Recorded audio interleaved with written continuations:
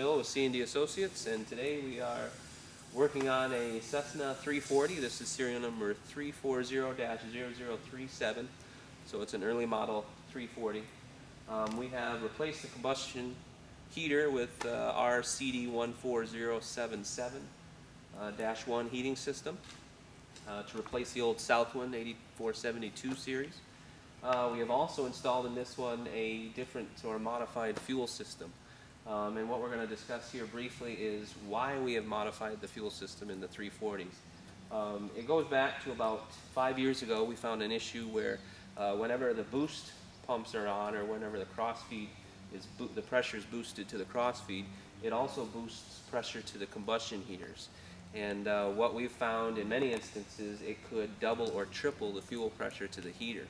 And anytime you increase fuel pressure to the heater, the spray pattern of the nozzle, instead of atomizing properly, it starts to mist or atomize much earlier.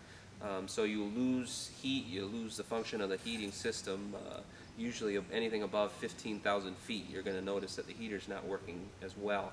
The other downside to fuel pressure, this issue, is the fact that the combustion chambers also fail prematurely.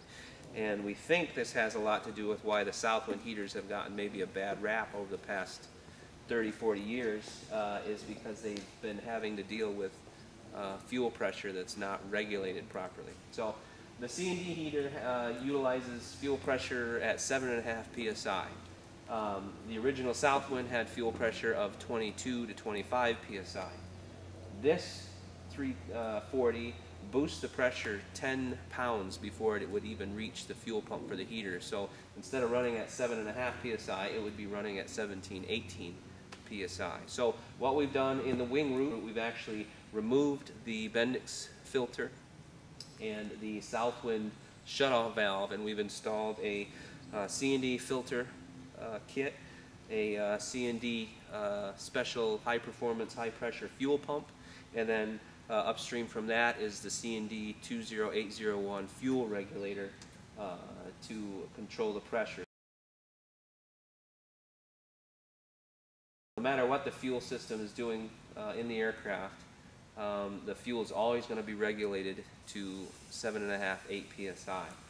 The reason we put in a high pressure pump instead of just a low pressure pump with a regulator is because though it boosts the pressure down at ground level or sea level, where you're stationed, up at altitude, when the engines start requiring more fuel, they actually start to starve the system. So on the ground you might have 18, 20 psi to the heater in this situation, but once you reach altitude, the engines start taking fuel away from the heater, and it'll drop down to 3-4 pounds of fuel pressure. So it's been a really tough issue to troubleshoot, and we've made special test gear just to figure out what the problem is. So now what we've done, again, we've boosted the pressure to 20 psi, and then we regulate it to 8.5, so that no matter what's happening with the aircraft, the heater only sees the 7.5 to 8 psi.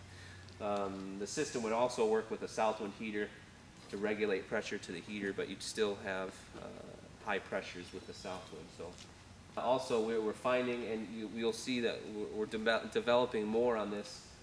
We know the problem has been in the 421 series. The 414 has the issue.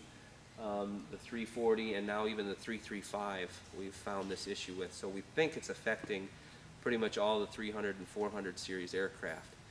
The best way to check if your airplane is affected by this issue is to tee in a fuel gauge between the heater and the fuel supply, and while the heater is operating, turn your boost pressure or your boost pumps on. If that fuel pressure spikes at all, especially if it's over 5, 10 psi more, then you have this issue with your aircraft, and you will need the fuel system that we've developed to make sure that the heater lasts till TBO.